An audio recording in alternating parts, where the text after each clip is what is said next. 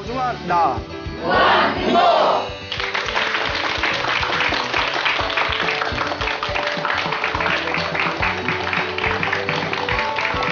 예, 만나서 반갑습니다. 예, 광우 스님이라고 합니다. 예, 부처님 당시에 삼형제가 살고 있었다고 합니다. 예, 삼형제가 살고 있었는데요. 이름을 잘 들어야 나중에 안 헷갈려요. 첫째가 마하깔라. 벌써부터 헷갈리나요? 예? 둘째가 마찌마깔라. 네. 셋째가 쫄라깔라라고 했답니다. 예, 그래요. 뭐 일단 헷갈리지 않게. 예, 자, 근데 여기서 여러분들은 마하깔라와 쫄라깔라, 첫째와 막내 이 두 명의 이름만 기억하시면 됩니다. 자, 오늘의 이야기는 이제 마하깔라와 그 동생인 쫄라깔라의 그런 이야기로 이제 첫 번째 이야기를 시작하도록 하겠습니다. 그 마하깔라와 이제 쫄라깔라가 굉장히 큰 부자였습니다. 이제 상인이었대요. 그래서 이제 500대 수레에 상품을 싣고 물건을 싣고 이렇게 인도의 전역 도시를 다니면서 이제 물건을 파는 대상인이었대요. 옛날에 500대면 엄청난 거예요. 네. 지금으로 치면 뭐 엄청난 유통기업 정도 되겠죠. 하루는 이제 500대 그 물건을 싣고 도시를 다니면서 이제 장사를 하다가 부처님이 계시는 제따와나 사원 근처에 잠시 머무르게 됩니다. 그리고 이렇게 그곳에서 쉬고 있는데 사람들이 꽃과 향과 음식을 가지고 다들 줄지어서 환하게 웃는 얼굴로 어딘가를 가고 있더래요. 저 사람들은 어딜 저렇게 꽃하고 향하고 음식을 가지고 저렇게 즐겁게 콧노래를 부르면서 다들 어딜 가지? 지나간 사람을 붙듭니다. 어디 가십니까? 라고 질문을 던지니까 부처님의 설법을 들으러 사원에 가고 있습니다. 라고 하더래요. 그래서 부처님의 설법을 듣는다라는 이야기를 듣는 순간 몸에서 엄청난 짜릿한 흥분과 기쁨이 솟구쳤다고 합니다. 그냥 그 이야기를 듣는 것만으로. 그걸 우리 불교에서는 전생에 성근이 있다라고 표현을 합니다. 전생에서부터 수행을 한 사람이다. 여러분들도 불교 우리 그 부처님 그 광우 스님 저기 설법 들으러 우리 BTN 가자라는 얘기 듣는 순간 몸에서 전기가 흐르셨나요? 네. 아닌가 아는데. 예, 그래요. 여하튼. 그래서 어떻게 몸에서 싹 이렇게 전기가 흐른 걸 느끼면서 너무 기쁜 마음에 자기도 이제 따라갑니다. 다 이제 따라갔는데, 가니까 수많은 사람들이 이제 다 모여 있는 거예요. 그래서 부처님께서 그 중생들의 수준에 맞춰서 그 자세하게 설법을 하는 것을 뒤에서 가만히 듣다가 마음에 아주 강렬한 믿음이 솟구치게 됩니다. 그 부처님의 설법이 끝난 뒤에 문득 이런 생각을 합니다. 어차피 사람이 영원히 살 수 없다. 그리고 언젠가 사람은 죽는다. 내가 죽으면 처자식이 따라오는 것도 아니고 모아둔 재산을 가져갈 수 있는 것도 아니다. 내가 왜 이런 것에 집착을 하는가. 차라리 머리를 깎고 스님이 되어서 나는 영원한 진리, 내 도를 닦겠다라고 결심을 합니다. 스님이 되려고 마음을 먹어요. 그래서 불교에서는 그런 얘기를 합니다. 스님은 아무나 될 수가 없다. 전생에 쌓아놓은 성근과 복이 있어야 스님이 될 수가 있대요. 그러니까 여러분들도 스님이 되고 싶다고 해서 딱 스님이 될 수 있어요, 없어요? 없어요. 별로 되고 싶은 마음도 없지만 그렇죠, 여러분. 스님 딱히 되고 싶은 마음도 없어요. 아마 이러겠지만. 어쨌거나 불교에서는 스님이 된다는 거는 전생에 일단 복이 많아야 스님이 될 수 있다고 합니다. 그래서 우리 어른 스님들께서 항상 하시는 말씀이 전생에 복이 있어서 스님이 된 거니까 이번 생에 열심히 수행하고 복 까먹지 말아라. 이런 이야기를 자주 하셨죠. 어쨌거나 부처님의 설법 한 번에 스님이 되기로 마음을 먹습니다. 그 부처님께 다 찾아갑니다. 설법이 끝난 뒤에. 그때는 굉장히 행복했을 것 같아요. 우리는 부처님에 대한 모든 이야기를 책을 통해서, 이야기를 통해서 알 수 있잖아요. 근데 그 당시에는 이렇게 설법 듣다가 설법이 끝나면 바로 부처님 가서 상담도 할 수 있고 그렇잖아요. 부처님하고 이야기도 할 수 있고 부처님한테 공양도 올릴 수가 있고. 그래서 그 당시에는 참 행복했겠다라는 그런 이제 불자로서 그런 생각이 듭니다. 부처님께 거룩하신 세존이시여, 부처님이시여, 저도 머리를 깎고 출가하고자 합니다. 받아주십시오. 그러니까 부처님께서 이와 같이 말씀하십니다. 혹시 집안 식구들에게 이야기는 하고 왔냐? 집에서 해결해야 할 것이 있다면 다 해결하고 온 것이냐라고 이제 질문을 던지십니다. 그러니까 실은 제가 장사를 하고 있었는데 지금 장사하고 있는 곳에 제 동생이 있습니다. 그러니까 부처님께서 그 동생에게 이 말을 전하고 와라. 깨끗하게 해결할 것이 있으면 해결하고 오너라라고 이제 돌려보내십니다. 그래서 이제 마하깔라가 막내인 쫄라깔라를 찾아가서 이 500대의 술에 내 모든 재산을 다 네가 다 가져라. 그거 동생이 싫지는 않아요. 예, 그렇죠? 다 이 재산을 주겠다니까. 근데 의아한 겁니다. 형님 왜 그러십니까? 세상이 더덥고 무상하구나. 나는 영원한 진리를 위해서 출가하겠다. 그러니까 동생이 형님이 가시면 이 다 잘 되고 있는 사업 이거 어떡합니까? 형님 아니면 저 혼자서 다 꾸려나가기 힘듭니다. 형님 그러지 말고 이 세속에서 쾌락을 누리면서 사는 것도 나쁘지 않습니다. 그러니까 이제 다 마하깔라 이 맏형에 모든 것이 더덥구나. 이 재산은 네가 다 가져라.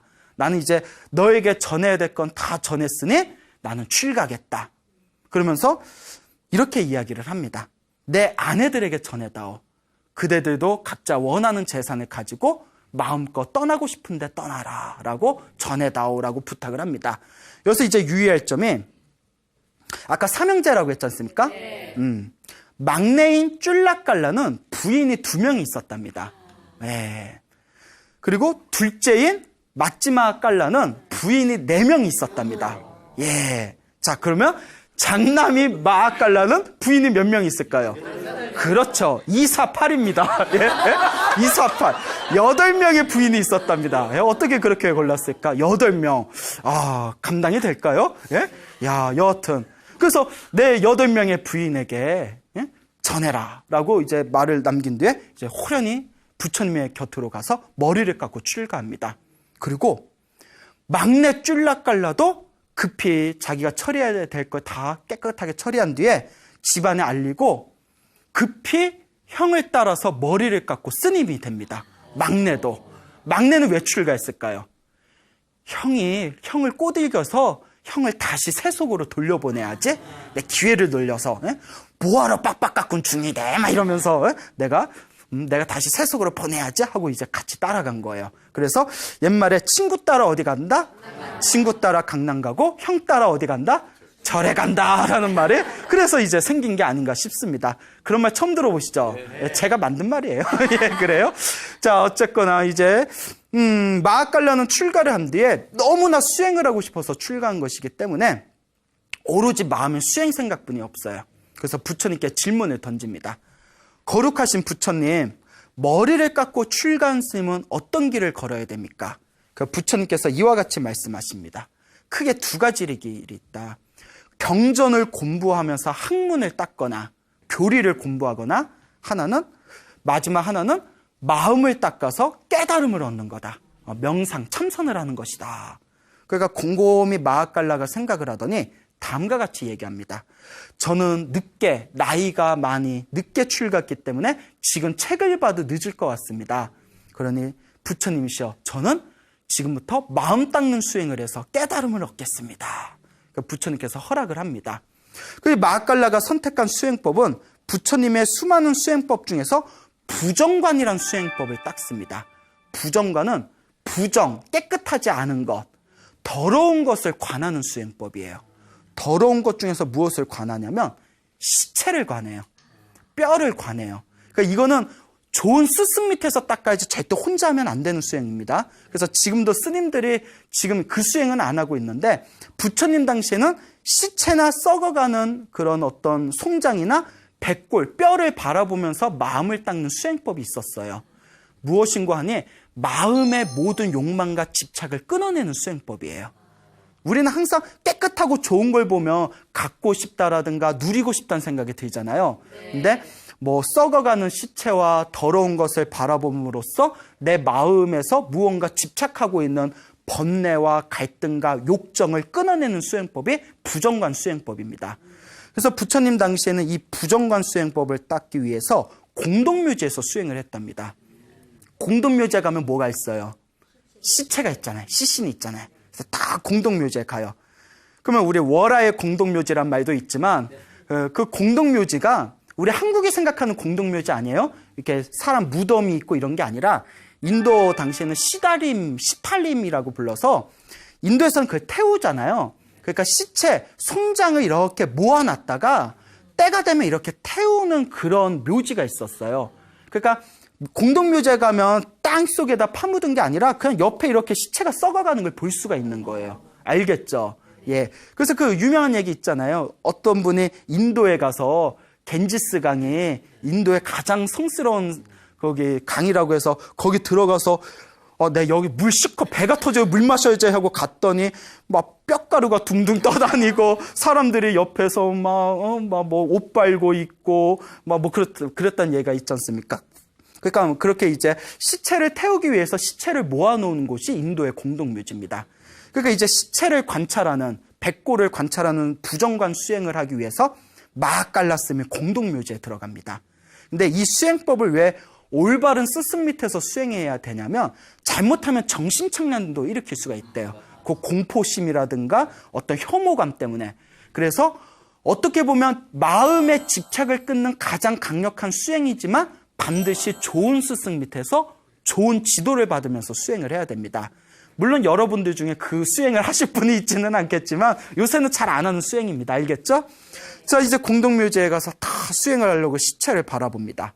근데 그 공동묘지를 관리하는 여인네가 있었답니다. 그 묘지를 관리하는 여인네 이름이 깔리라는 여인이었다고 합니다. 그래서 이 마하칼라 스님이 깔리에게 부탁을 합니다.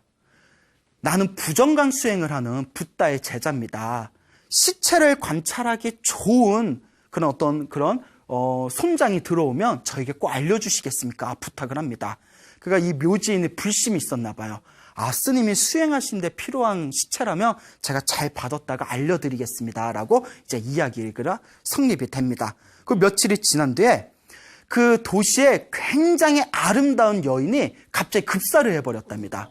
그래서 급하게 공동묘지로 왔는데 시체인데도 너무 예쁘더래요. 네, 시체인데도 너무 예뻐. 시체를 보고 예쁘다는 표현이 저는 이해가 안 되지만 책에 일단 그렇게 나옵니다. 엄청 예뻤나 봐요. 딱 그 예쁜 아름다운 시체, 여인의 시체를 보고 이거다. 우리 스님한테 이 시체를 보여주면 이 부정관 수행을 하기에 딱 좋겠구나 하고 스님을 모셔옵니다. 스님이 딱 봐요. 참 좋습니다.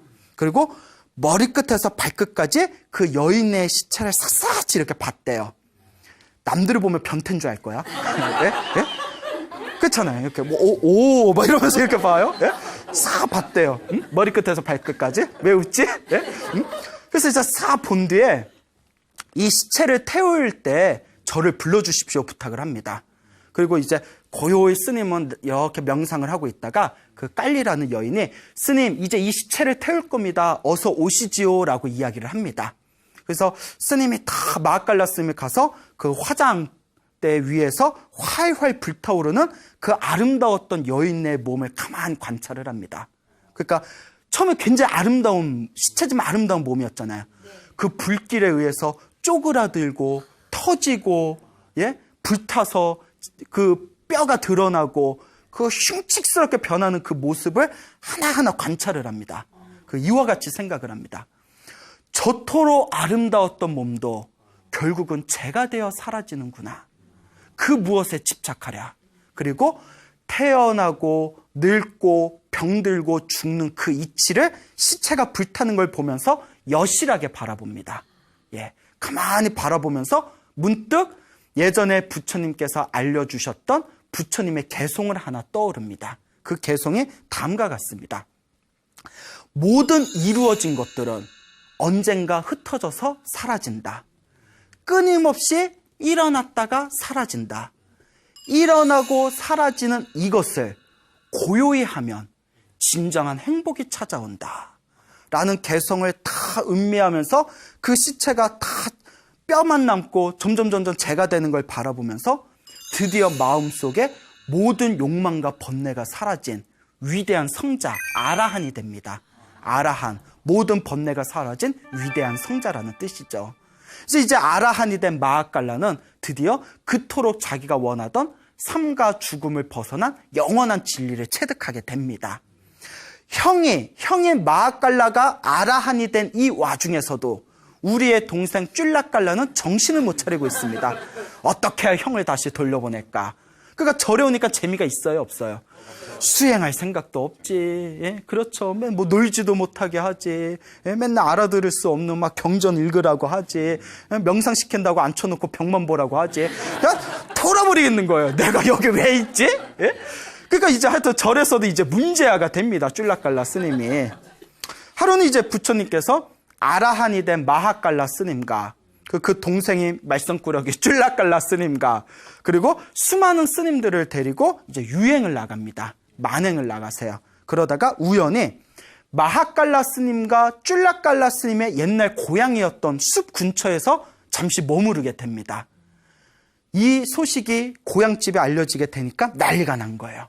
특히 쫄라깔라에게 몇 명의 부인이 있었다고 했죠? 그렇죠. 기억하시네요. 2명의 부인이 이때가 기회다. 그래도 부부 관계가 굉장히 돈독했나 봐요. 그 기다리고 있었던 거 보면 야, 여기 근처에 왔대. 우리가 꾀를 내자. 그래서 일부러 부처님과 부처님의 제자를 자기들 집에 모셔서 공양을 올리기로 약속을 합니다. 스님들 부처님 모시고 저희 집에 오셔서 저희가 공양을 올리겠습니다. 그리고 이제 부처님과 스님들이 오실 자리를 다 이렇게 자리를 배열을 다 바꿔놔요. 불교에서는 좌차라고 해가지고 좌차, 앉는 차례가 있어요. 부처님을 첫째로 해서 먼저 출간 순서대로 앉거든요. 근데 이 좌차를 이렇게 다 헝클어뜨립니다. 스님들 관계에서는 그 좌차를 엉터리로 배열하면 굉장히 예의에 어긋나는 거예요. 모르고 하면 그럴 수도 있지만. 그래서 부처님 규칙에는 혹시 신도가 좌차를 모를 수 있으니까 공양 가기 전에 대표로 스님 한 분을 먼저 보내서 그 자리 배열을 시키는 게 부처님의 규칙입니다. 신도가 모를 수도 있으니까 먼저 가서 한번 살펴봐라. 근데 부처님께서 쫄라깔라 집에 누구를 보냈을까요? 쫄라깔라를 보냅니다. 예? 쫄라깔라 집에 쫄라깔라를 보내요. 쫄라깔라요. 거기 가서 집에 스님들의 앉을 차례 자리 배치가 잘 됐는지 살펴보고 오너라. 그 이제 쫄라깔라가 이제 집에 갑니다.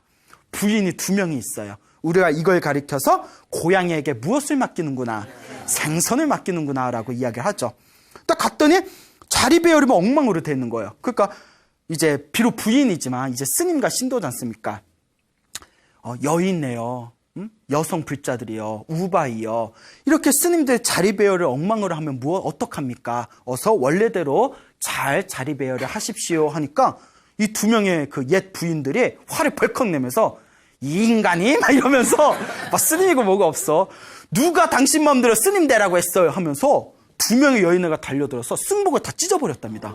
야, 승복을 다 찢어버리고 하얀 속복을 입혔대요. 목에다 꼬꼬리를, 화환을 이렇게 목에다 걸어줬대요. 그게 무슨 뜻인고 하면 목에다 화환을 거는 거는 스님은 걸 수가 없습니다. 예, 스님은 뭐 이제 꽃을 가까이 할 수가 없고 목에 화환을 거는 건 이제 자기가 제가인이라는 표현입니다. 그러니까 얼떨결에 부인 때문에 어떻게 된 거예요? 환속을 하게 된 거예요. 환속을 하게 됩니다. 근데 쫄라깔라도 승복 다 찢어졌지, 옷은 속복으로 갈아입었지, 목에는 이제 꽃 화환을 달았지. 그런데 어차피 자기도 재미없었어. 예? 아유, 어차피 나도 절에 있는 거 그냥 아무리 형을 봐도 형 다시 올 것 같지도 않고 에라이 잘 됐다 이러고, 그래도 부처님하고 스님들 공양 모시기로 했으니까 내가 갔다 오겠어. 그 이제 부처님하고 스님한테 가서 다 절을 올리면서 부처님, 그리고 스님들 이렇게 공양 준비 다 됐으니 어서 가시지요 하는 거예요. 그러니까 스님들이 보고 갈 때는 스님이었는데 올 때는 뭘로 왔어요? 속인으로 온 거예요. 그러니까 참 어이가 없죠. 예, 어쨌거나 이제 우리 부처님도 멘탈이 강하신 분이기 때문에 그냥 가셔서 아무렇지도 않은 듯 공양을 맛있게 드십니다. 그리고 이제 쫄라깔라는 거기에 그대로 남고 이제 부처님이 제자들과 함께 다시 숲으로 돌아가십니다. 이 소식이 마하깔라 스님의 집안에도 알려져요. 그러니까 마하깔라 스님의 집안에도 부부관계가 돈독했나 봐요. 8명의 부인이 아직도 살고 있었답니다. 우리도 그 방법을 쓰자. 남편을 다시 되찾자. 예? 우리 8명이 힘을 합치면 야 2명이서도 저렇게 데렸는데 8명이면 거뜬하다. 야 한 방이야. 막 이러면서 이제 8명의 이 부인이 꾀를 냅니다. 그래서 공양을 다 준비하고 부처님과 스님들께 몇월 며칠 몇 시에 공양을 올리겠습니다. 꼭 와주십시오 부탁을 합니다. 그러니까 원래 또 부처님의 규칙대로 자리 배열이 잘 됐는지 스님을 보내야 되잖아요. 이번에는 다른 스님이 갑니다. 이번에는 다른 스님이 딱 가니까 8명의 부인들이 마하깔라 스님이 안 왔네 하고 실망을 느낍니다. 근데 어쨌거나 이제 1단계 작전은 이제 실패를 했지만 어쨌거나 스님들을 부처님과 함께 모셔놓고 공양을 올립니다.